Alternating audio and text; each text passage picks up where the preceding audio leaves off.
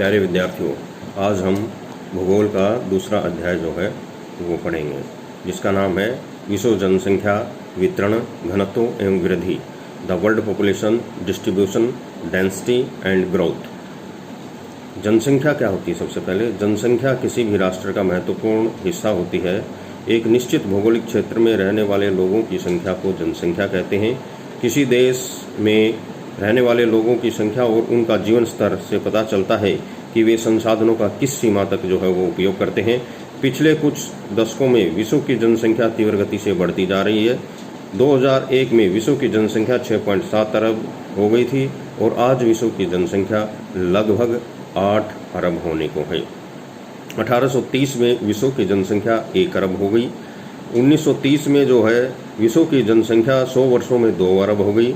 1960 में यानी कि 30 वर्ष के पश्चात 3 अरब हो गई। 1975 में 15 वर्ष के बाद 4 अरब हो गई। 1987 में 12 वर्ष के पश्चात 5 अरब हो गई। 1999 में फिर 12 वर्ष के पश्चात 6 अरब हो गई और अब जो जनसंख्या है वो 8 अरब के आसपास हो गई है। सन 1900 से 2000 तक विश्व की जनसंख्या 1.6 से 6.7 अरब हो गई। यह वृद्धि 4 गुना से भी अधिक है। पिछले 500 वर्षों में विश्व की जनसंख्या 10 गुना से भी अधिक बढ़ी है। जनसंख्या महाद्वीपों पर असमान रूप से वितरित है। विश्व जनसंख्या की 2 गुनी होने की अवधि जो है, पहले जो है 50 लाख होने में लगभग 10,000 वर्ष लगे। पहले 50 लाख जनसंख्या होने में लगभग 10,000 वर्ष लगे। 1650 ईस्वी में विश्व की जनसंख्या 50 करोड़ थी, जो 1500 सालों में जो है वो 50 करोड़ हुई। तीसरे 1850 में जो है ये 100 करोड़ हो गई। इसको 200 वर्ष जो है वो लगे। 1930 ईस्वी में 200 करोड़ हो गई, ये 80 वर्ष लगे। 1975 में 400 करोड़ हो गई, जो 45 वर्ष लगे। 2012 में 800 करोड़ प्रक्षेपित थी, ये अभी हुई नहीं है, लेकिन इसको लगभग 37 वर्ष लग जाएंगे। चुने हुए क्षेत्रों तथा संसार के प्रमुख प्रदेशों में जनसंख्या के 2 गुना होने की अवधि है। वार्षिक जनसंख्या, चार्ट जो देश है इसमें वार्षिक जनसंख्या वृद्धि जो है 3.3 है और इसको 2 गुना होने में 21 वर्ष लगेंगे। इराक और पाकिस्तान की जनसंख्या की वार्षिक जो वृद्धि दर है वो जो 2.8 की दर से जनसंख्या बढ़ रही है और इसको 2 गुना होने में 25 वर्ष लगेंगे। उप सहारीय अफ्रीका के अंदर जो सहारा का जो है ऊपर का हिस्सा, उप सहारीय अफ्रीका, इसको जो है 2 गुना होने में 27 वर्ष लगेंगे और ये 2.6% की दर से जो है वो बढ़ रही है। अफ्रीका पूरे महाद्वीप की जनसंख्या 2.5 की दर से बढ़ रही है और इसको 2 गुना होने में 28 वर्ष लगेंगे। मिस्र की जो जनसंख्या है वो 2% की जनसंख्या वार्षिक वृद्धि दर से जो है वो बढ़ रही है और इसको 35 वर्ष 2 गुना होने में लगेंगे। भारत की जनसंख्या 1.9 की दर से जो है 2001 में बढ़ रही थी, जो अब 1.75 की दर से बढ़ रही है। इसको 2 गुना होने में 36 साल लगेंगे। लैटिन अमेरिका और बांग्लादेश की जनसंख्या 1.8% वार्षिक वृद्धि दर से बढ़ रही है और इसको 38 वर्ष में जो है 2 गुना होने का समय लगेगा। एशिया, पूरा एशिया महाद्वीप की जनसंख्या 1.5% की दर से बढ़ रही है और ब्राज़ील की जनसंख्या भी 1.5 दर की दर से बढ़ रही है। इसको 2 गुना होने में 46 वर्ष लगेंगे। पूरे विश्व की जनसंख्या, पूरे विश्व की जनसंख्या जो है वो 1.4% की दर वार्षिक वृद्धि दर से बढ़ रही है और इसको 2 गुना होने में 54 वर्ष लगेंगे। ओशनिया और थाईलैंड की जनसंख्या, यानी ऑस्ट्रेलिया और उसके आसपास के जो क्षेत्र है और देश हैं, उनकी जनसंख्या 1.1% की दर से बढ़ रही है और उसको 2 गुना होने में 63 वर्ष लगेंगे। चीन और सिंगापुर की जनसंख्या 1% की वार्षिक वृद्धि दर से बढ़ रही है और इसको 70 साल में ये दोगुनी हो जाएगी। ऑस्ट्रेलिया की जनसंख्या 0.7% की दर से बढ़ रही है और इसको 2 गुना होने में 104 साल लगेंगे। उत्तर अमेरिका और यूएसए की जनसंख्या जो है 0.6% की दर से बढ़ रही है, इसको 2 गुना होने में 116 वर्ष लगेंगे। स्पेन और ऑस्ट्रेलिया की जनसंख्या स्थिर है, ये 0% की वार्षिक वृद्धि दर है, ये बढ़ नहीं रही है ना घट रही है, तो ये जनसंख्या ऐसे ही रहेगी, अभी इसका कुछ पता नहीं है। जापान, यूक्रेन, फिनलैंड ये 0.2% की दर से बढ़ रहे हैं। इनको 318 साल में ये दुगनी होगी। पूरे यूरोप की जनसंख्या और जर्मनी की जनसंख्या -0.1%, यानी जनसंख्या बढ़ नहीं रही है, घट रही है -0.1% की वृद्धि दर से। और रूस की जनसंख्या -0.5% की दर से घट रही है। और यूक्रेन की जनसंख्या -0.6% की दर से विश्व में सबसे तेज गति से घट रही है। और विश्व की जनसंख्या जो है वो लगातार बढ़ रही है। फिर भी विश्व की 90% जनसंख्या इसके 10% क्षेत्रफल पर तथा 10% जनसंख्या इसके 90% क्षेत्रफल पर निवास करती है। औद्योगिक क्रांति के समय विश्व की जनसंख्या 0.12% की दर से बढ़ रही थी और 1930 में 1% की दर से और 1960 में 2.1% की दर से जनसंख्या बढ़ी। वर्तमान में यह 1.4% की दर से बढ़ रही है। विकसित देशों की वार्षिक जनसंख्या वृद्धि दर कम होकर 0.1% रह गई है। बहुत से विकासशील देशों में यह घटकर 1% पर हो गई है। अगले 25 वर्षों में होने वाली जनसंख्या वृद्धि या का 98% हिस्सा विकासशील देशों का होगा, यानी विकासशील देशों में जनसंख्या बढ़ेगी और सभी देशों में जनसंख्या के बढ़ने के कम चांस हैं, क्योंकि वहाँ विकास हो रहा है। विकसित देशों में आज विश्व की 20% आबादी रहती है और यह 2025 में घटकर 15% रह जाएगी। अफ्रीका की वार्षिक जनसंख्या वृद्धि दर 2.4% विश्व के सभी महाद्वीपों में सबसे अधिक है। सबसे तेज गति से अफ्रीका महाद्वीप की जनसंख्या बढ़ रही है 2.4% की वार्षिक वृद्धि दर से।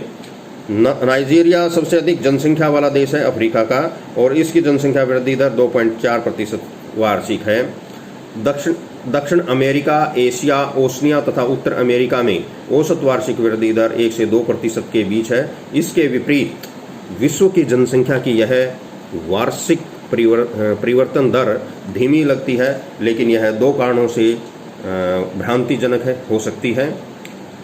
एक, जब यह छोटी वार्षिक वृद्धि दर बहुत बड़ी जनसंख्या के लिए प्रयुक्त होती है, जब यह छोटी वार्षिक वृद्धि दर बहुत बड़ी जनसंख्या के लिए प्रयुक्त होती है तो यह एक बड़े परिवर्तन को जन्म देती है। विश्व की वर्तमान 6.7 अरब जो कि 2001 में थी और अब लगभग 8 अरब जनसंख्या 1.4% की दर से बढ़ती है तो एक वर्ष में 8.2 करोड़ लोग विश्व में बढ़ जाते हैं।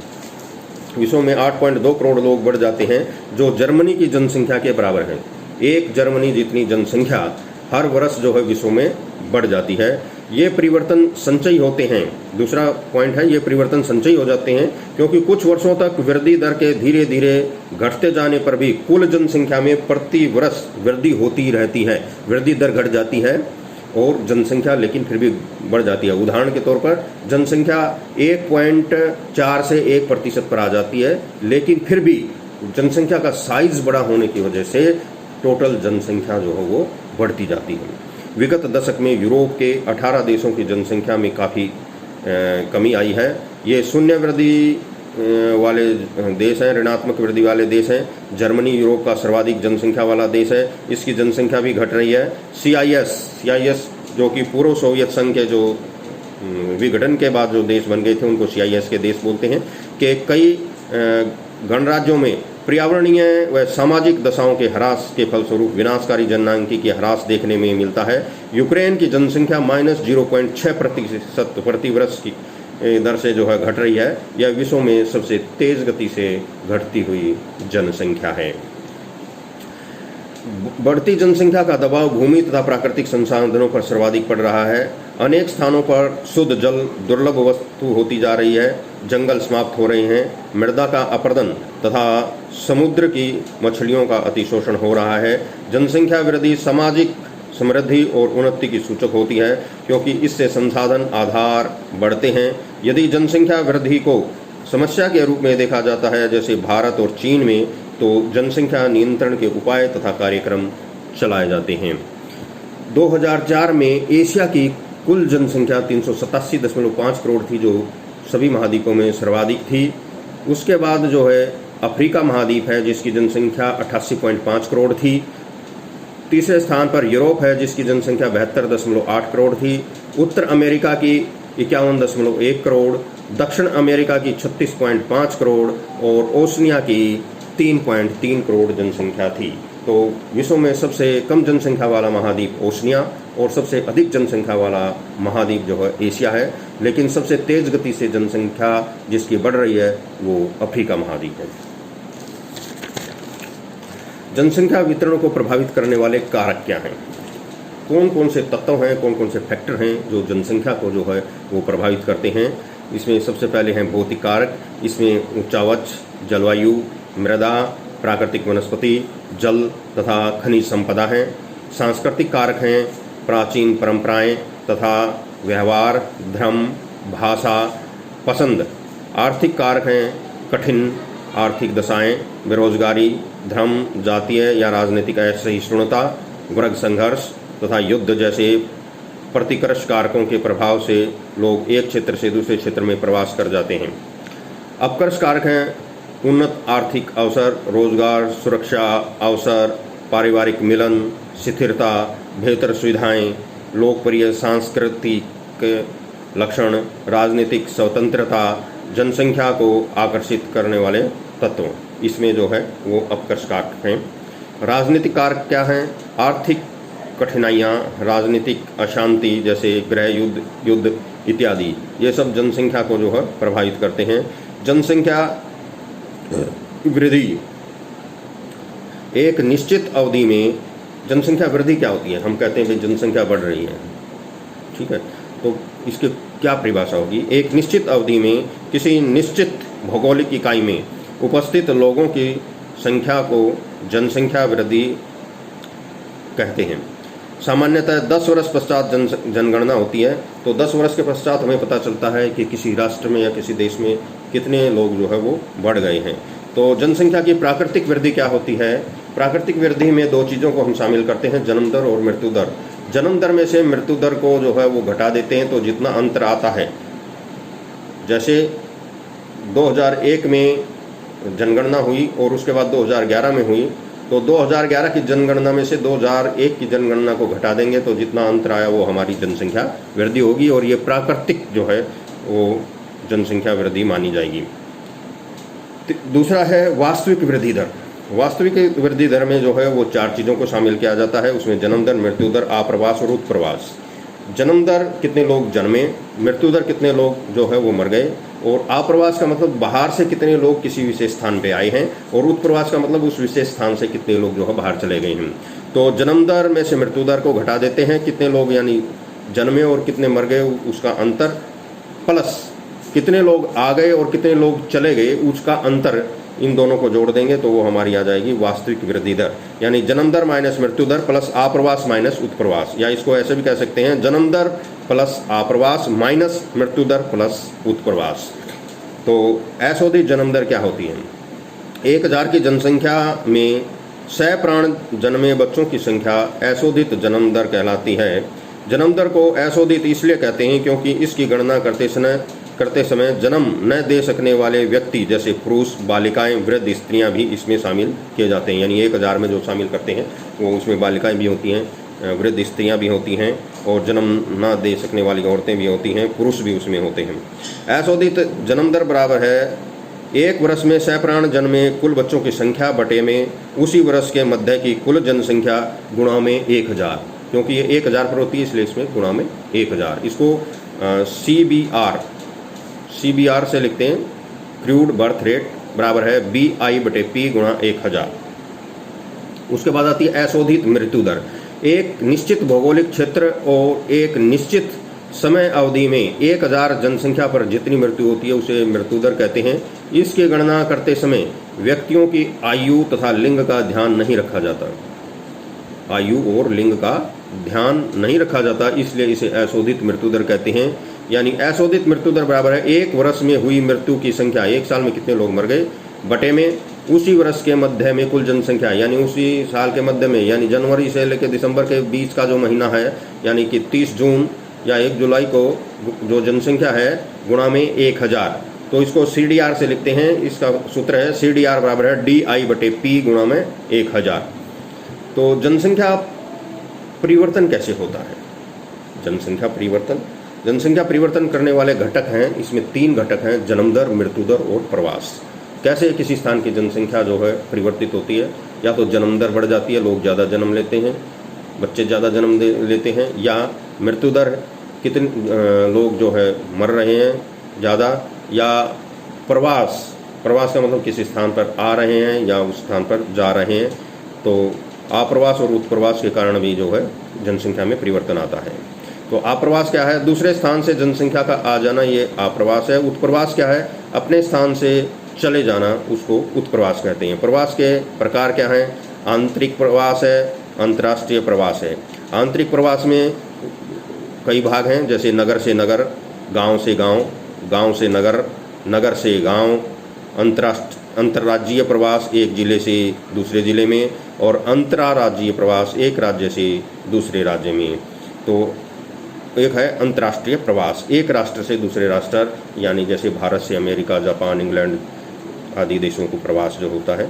सोपानी प्रवास कई बार 1 नंबर का क्वेश्चन ये आता है। सोपानी प्रवास क्या होता है? गांव से कस्बा, कस्बे से नगर, नगर से बड़े नगर, फिर राज्य की राजधानी, राज्य की राजधानी से देश की राजधानी, देश की राजधानी से अंतर्राष्ट्रीय प्रवास, यानी स्टेप वाइज प्रवास जो है वो सोपानी प्रवास जो है वो कहलाता है। समय के आधार पर जो है प्रवास, समय के आधार पर भी हम प्रवास का जो है वो क्लासिफिकेशन कर सकते हैं, उसको बांट सकते हैं। जैसे नंबर 1 स्थायी, जो हमेशा के लिए प्रवास होता है, जैसे भारत से कोई व्यक्ति हमेशा के लिए चला जाए इंग्लैंड, जापान, अमेरिका, ऑस्ट्रेलिया, जहाँ भी। अस्थायी प्रवास कुछ समय के लिए प्रवास होता है, घूमने फिरने के लिए व्यक्ति जा सकता है और फिर वापस आ सकता है, थोड़े समय बाद वापस आ सकता है, इसे अस्थायी प्रवास कहते हैं। अस्थायी प्रवास ऋतुनिष्ठ भी हो सकता है और दैनिक प्रवास भी हो सकता है। हर रोज व्यक्ति काम करके वापस अपने घर को आता है, उसको दैनिक प्रवास कहते हैं। ऋतुनिष्ठ का मतलब होता है सर्दी और गर्मी के आधार पर, बरसात के आधार पर व्यक्ति जो प्रवास करता है उसको ऋतुनिष्ठ प्रवास कहते हैं। जनसंख्या वृद्धि की प्रवृत्तियाँ क्या हैं, उसके ट्रेंड्स क्या हैं? नंबर 1 आखेट एवं संग्रहण का युग, यानी किस प्रकार से विश्व में जनसंख्या का विकास हुआ, कौन कौन से समय कालों में हुआ, उसको जनसंख्या की वृद्धि की प्रवृत्तियाँ कहते हैं। आखेट एवं संग्रहण का युग है। आदिवासी जीवन का इसमें हम वर्णन दे सकते हैं कि मनुष्य किस प्रकार से अपना आदि जंगलों में जो है वो जीवन जीता था, उसके पास घर नहीं था। 10,000 वर्ष ईस्वी पूर्व सारे संसार में 1 लाख से लेकर 10 लाख तक की जनसंख्या का अनुमान जो है वो लगाया गया है कि 10। उसके बाद दूसरा जो है कृषि क्रांति का युग है। कृषि क्रांति आई, उसके बाद मनुष्य ने धीरे धीरे जो है अपना जीवन स्थायी करना शुरू किया। महिलाओं ने जो है घर पर रहकर देखा कि कुछ बीज जो है वो अंकुरित हो रहे हैं और धीरे धीरे इससे जो है वो कृषि का विकास हुआ, और कृषि के विकास के साथ ही मनुष्य का जीवन जो है वो स्थायी होना शुरू हो गया। 8,000 से 12,000 वर्ष पूर्व मनुष्य ने जो है कृषि करना सीखा था और इसके साथ मनुष्य का जीवन स्थायी जीवन हो गया। 6,000 वर्ष पूर्व से 50 लाख जनसंख्या थी। 6,000 वर्ष पूर्व जो है विश्व में 50 लाख जनसंख्या का अनुमान है, और पहली शताब्दी में 25.6 करोड़ जनसंख्या थी। जो पहली शताब्दी है सन 1 में, 1 से लेकर 100 में, तो पूरे विश्व की जनसंख्या 25.6 करोड़ जनसंख्या जो है वो थी। औद्योगिक क्रांति का युग, तीसरा जो काल है वो औद्योगिक क्रांति का है। औद्योगिक क्रांति 1750 में आई, और औद्योगिक क्रांति के समय विश्व की जनसंख्या जो है वो 50 करोड़ थी। औद्योगिक युग में जनसंख्या वृद्धि के कारण क्या रहे? एक, जीवन की गुणवत्ता में वृद्धि हुई, यंत्रीकरण का उपयोग हुआ, चिकित्सा सुविधाओं का विकास हुआ, जनसंख्या वृद्धि पर नियंत्रण के प्रयत्न किए गए, विकसित और विकासशील देशों में जनसंख्या वृद्धि की प्रवृत्ति पाई गई, भविष्य की जनसंख्या के अनुमान लगाने वाले संगठनों का जन्म हुआ। जनसंख्या वृद्धि के दुष्परिणाम या प्रभाव क्या हुए? नंबर 1 पेयजल की कमी, ज़्यादा जनसंख्या बढ़ने से पीने के पानी की समस्या पैदा हो जाती है। उत्पादक कृषि भूमि का ह्रास हो जाता है, ज़्यादा घर बनाने से, फैक्ट्रियाँ बनाने से जो उत्पादक जो कृषि है वो खेत हैं वो बदल जाते हैं। महासागरीय संसाधनों का ह्रास हो जाता है, ज़्यादा मनुष्य मछली समुद्री जीवों को निकाल कर खाता है। चौथा, भूमंडलीय तापन की समस्या, ग्लोबल वार्मिंग की जो समस्या है, हरित गृह प्रभाव जैसे जो है वो प्रक्रियाएं जो हैं वो उत्पन्न हो जाती हैं। नगरों की ओर पलायन जो है वो शुरू हो जाता है, नगरों का आकार जो है बढ़ता चला जाता है। सामाजिक अशांति, जब नगरों में की जनसंख्या बढ़ जाती है और नगर महानगर में तब्दील हो जाते हैं तो वहाँ लोगों की सारी आवश्यकताएं जो हैं वो पूर्ण नहीं हो पाती, इसलिए नगरों में जो है अशांति का माहौल जो है वो पैदा हो जाता है। वन संसाधनों का ह्रास हो जाता है। ज़्यादा जनसंख्या होगी तो ज़्यादा पेड़ पौधे काटेंगे, ज़्यादा फर्नीचर बनाएंगे, ज़्यादा लकड़ी के मकान बनाने के लिए लकड़ी का ज़्यादा प्रयोग करेंगे, ईंधन के रूप में लकड़ी का ज़्यादा प्रयोग करेंगे तो वनों का ह्रास हो जाएगा। संक्रामक रोगों में जो है वो वृद्धि हो जाती है। ज़्यादा अपशिष्ट पदार्थों से जो है कीटाणु जो हैं वो पैदा होते हैं, इससे संक्रामक रोगों के फैलने का डर भी ज़्यादा रहता है। कूड़े कचरे के निपटान की समस्याओं की वृद्धि हो जाती है। ज़्यादा मात्रा में जो है वो कूड़ा करकट जो है पैदा होता है, इसे शहरों के चारों तरफ कूड़े के ढेर जो है वो दिखाई देते हैं। खाद्यान्न की कमी तथा उसका असमान जो है वो वितरण हो जाता है। खाद्यान्न की कमी हो जाती है जनसंख्या ज़्यादा बढ़ने से, और उसका असमान वितरण भी, यानी प्रति व्यक्ति को जो है वो नहीं मिल पाता है। मत्स्य क्षेत्रों का अतिशोषण हो जाता है और खराब स्वास्थ्य मनुष्य का हो जाता है। आतंकवाद और अन्य अपराधों में जो है वो वृद्धि हो जाती है। जनसंख्या के उच्च घनत्व के क्षेत्र, अब जनसंख्या जो है विश्व में जो है वो कहाँ कहाँ जो है वो निवास करती है। कुछ क्षेत्रों में जलवायु मनुष्य के अनुकूल है, तापमान अनुकूल है, लेकिन कुछ क्षेत्रों में नहीं है। कहीं वर्षा ज़्यादा होती है, कहीं तापमान ज़्यादा होता है। तो कुछ क्षेत्र हैं जहाँ पर विश्व में जो है मनुष्य ने अपना आवास जो है वो स्थायी किया है और वहाँ पर जनसंख्या ज़्यादा है। लेकिन कुछ ऐसे क्षेत्र हैं जहाँ पर जनसंख्या बहुत कम है, तो हम अभी इसके बारे में पढ़ेंगे। जनसंख्या के उच्च घनत्व के क्षेत्र हैं 100 व्यक्ति प्रति वर्ग किलोमीटर से अधिक, 100 व्यक्ति प्रति वर्ग किलोमीटर से अधिक जहाँ पर रहते हैं तो उसको अत्यधिक जनसंख्या या उच्च जनसंख्या के क्षेत्र जो कहा जाता है। इसमें पूर्वी एशिया के अंदर चीन, जापान, कोरिया, ताइवान, दक्षिण तथा दक्षिण पूर्व एशिया जिसमें भारत, पाकिस्तान, बांग्लादेश, ये देश जो हैं, श्रीलंका, इंडोनेशिया, ये देश जो हैं, मलेशिया ये शामिल हैं। उत्तर पश्चिमी यूरोप है, यूके है, France, Germany, Netherlands, Belgium, Luxembourg, Ireland, Denmark, Spain, Italy.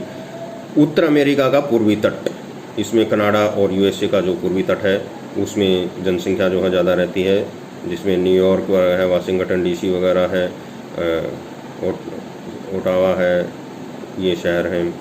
निम्न घनत्व के सीमांत भूभाग हैं। विरल जनसंख्या के क्षेत्र, शुष्क क्षेत्र, वर्षा का अभाव कृषि को सीमित करता है। सहारा, आटाकामा, चिली का मरुस्थल, थार का मरुस्थल, अरब का मरुस्थल आदि मरुस्थलीय भाग, जितने भी मरुस्थलीय भाग हैं वो शुष्क क्षेत्र हैं। तो दूसरा है शीत क्षेत्र, जिनमें तापमान कम होने के कारण कृषि नहीं की जा सकती है। साइबेरिया है, ग्रीनलैंड है, अंटार्कटिका है। और मुख्य पर्वत श्रेणियां हैं जितने संसार के सारे पर्वत हैं, चाहे हिमालय है, चाहे आपका रॉकी है, चाहे एंडीज है, चाहे यूराल पर्वत है, चाहे आल्पस पर्वत है, जहाँ पर जनसंख्या कम रहती है। आर्द्र उष्णकटिबंधीय अमेजन बेसिन है, कांगो बेसिन है, जो मनुष्य के अनुकूल रहने के लायक नहीं है, और दूर दराज के जो क्षेत्र हैं। उसके बाद है जननांकीय संक्रमण की, हर राष्ट्र को किसी न किसी प्रक्रिया के तहत, जनसंख्या की प्रक्रिया के तहत जो है गुजरना होता है। उसके कुछ चरण हैं, उन चरणों का हम यहाँ अध्ययन करेंगे कि हर राष्ट्र को इन चरणों से गुजर के जाना होता है, जिसी को कहते हैं जनांकीय संक्रमण सिद्धांत। जैसे जैसे देश की आर्थिक विकास की सीढ़ियाँ चढ़ती जाती हैं, उसकी जन्म दर और मृत्यु दर में परिवर्तन होने लगते हैं। इन परिवर्तनों को जननांकीय संक्रमण कहते हैं। उसके जो जन्म दर है और मृत्यु दर में उसमें परिवर्तन होते हैं। प्रत्येक देश अविकसित अवस्था से विकसित अवस्था तक पहुँचते हुए जननांकीय संक्रमण की 4 अवस्थाओं से गुजरता है। पहला, प्रथम अवस्था, जन्म दर व मृत्यु दर में काफ़ी उतार चढ़ाव, प्रति हजार लगभग 35। जनसंख्या वृद्धि दर कम होती है, यानी बच्चे ज़्यादा जन्मते हैं, 1000 पर 35 के करीब जो है बच्चे जन्मते हैं, लेकिन मृत्यु दर भी ज़्यादा होने की वजह से जो है जन्मे हुए बच्चे कम बचते हैं, या 5 या 7 बच्चे ही जीवित रहते हैं। लगभग 27-28 के करीब जो है मृत्यु दर होती है। तो इसमें इथोपिया, बांग्लादेश, वर्षावनों की जनजातियाँ आज भी क्षेत्र आती हैं। द्वितीय जो अवस्था है, जन्म दर अधिक रहती है, मृत्यु दर जो है वो तेज़ी से घटती है, जिससे चिकित्सा सुविधाओं का विकास होता है और जनसंख्या में तीव्र वृद्धि होती है। यानी कि बच्चे जन्म लेते हैं 35-36 और बचते हैं जो है वो 17-18। तो तेज़ गति से जो है मृत्यु दर वो घट जाती है। इससे जीवित जन्मों की जीवित बच्चे जो बचते हैं वो ज़्यादा बचते हैं। पेरू, श्रीलंका और कीनिया इस स्टेज में है। तृतीय अवस्था जन्म दर घटती है और मृत्यु दर में थोड़ी सी कमी और आ जाती है और जनसंख्या में धीमी वृद्धि होती है, यानी कि अब जन्म दर भी घट जाती है। या पहले जो है 30-35 बच्चे थे, अब बच्चे जो है वो 20-22-25 जो है 1000 की जनसंख्या पे जन्म लेते हैं और मृत्यु भी जो है वो 10-11 के आसपास जो है रह जाती है। इसमें चीन, क्यूबा, ऑस्ट्रेलिया, भारत। उसके बाद चौथी जो अवस्था है वो जन्म दर मृत्यु दर दोनों ही कम हो जाती हैं, थोड़ा सा उतार चढ़ाव रहता है और इसमें कनाडा, जापान और यूएसए ये आते हैं। एक पांचवी अवस्था है जिसमें निम्न जन्म दर और उच्च मृत्यु दर हो जाती है, यानी कि बच्चे जन्म लेते कम हैं और मरते ज़्यादा हैं, मृत्यु दर बढ़ जाती है, जिससे उस राष्ट्र की जनसंख्या घट जाती है। और घटती हुई जनसंख्या इसको कहते हैं यूरोप के 18 देश इस अवस्था में प्रवेश कर चुके हैं। ये देश हैं क्रोएशिया, हंगरी, रूस, Estonia, Slovenia, Latvia, Lithuania, Germany, Belarus, Bulgaria, चेक गणराज्य, Moldova, Romania, Austria, Poland, Slovenia, Italy और यूक्रेन। इन देशों की जनसंख्या जो है विश्व में घट रही है। ये अपनी 5वीं स्टेज में जो है वो प्रवेश कर चुके हैं। जनांकीय संक्रमण की कुछ मान्य विशेषताएं हैं। एक, सभी देशों में जन्म दर के घटने से पहले मृत्यु दर भी घटती है। दूसरा, विकासशील देशों की जनसंख्या में परिवर्तन मुख्यतः मृत्यु दर में परिवर्तन के रूप में ही देखा जाता है। अब विकासशील देशों में औसत मृत्यु दर 8 व्यक्ति प्रति 1000 है। उसके बाद आता है जनसंख्या घनत्व। जनसंख्या घनत्व क्या है? प्रति वर्ग किलोमीटर क्षेत्र में रहने वाले लोगों की संख्या को जनसंख्या घनत्व कहते हैं। जनसंख्या घनत्व बराबर है कुल जनसंख्या बटे कुल क्षेत्रफल। विश्व का औसत जनसंख्या घनत्व 54 व्यक्ति प्रति वर्ग किलोमीटर है। कायिक घनत्व है कुल जनसंख्या बटे कुल कृषि क्षेत्र। जनसंख्या घनत्व को प्रभावित करने वाले कारक हैं भौतिक कारक, ऊंचावच है, धरातल है, जलवायु है, मिट्टी है, खनिज है, वनस्पति हैं। आर्थिक कारक में सांस्कृतिक और राजनीतिक कारक हैं। आर्थिक कारक में उद्योग धंधे हैं, प्राथमिक, द्वितीयक, तृतीयक, चतुर्थक व्यवसाय है।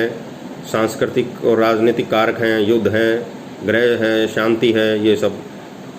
अतिरिक्त आय के साधन हैं, अत्यधिक नगरीकरण है, परिवहन का विकास है, सांस्कृतिक प्रौद्योगिकी का विकास है, धार्मिक कारक हैं, सामाजिक कारक हैं और राजनीतिक कारक हैं। ये सभी जनसंख्या घनत्व को प्रभावित करते हैं। तो बच्चों, ये आपका दूसरा अध्याय था और इस अध्याय में आपने विश्व की जनसंख्या की विशेषताओं के बारे में, उसका ट्रेंड्स, उसकी प्रवृत्तियाँ क्या हैं, वो किधर जा रही है, जनसंख्या घट रही है, विश्व की जनसंख्या बढ़ रही है, जनसंख्या या शिथिल हो गई है, जनसंख्या के बारे में हमने जो है अध्ययन किया है। जनसांख्यिकीय संक्रमण सिद्धांत का अध्ययन हमने किया है।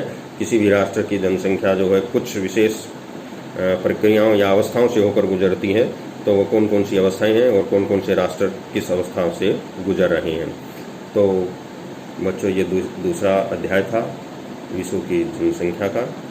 तो आशा आपने इसे ध्यानपूर्वक सुन लिया होगा। धन्यवाद।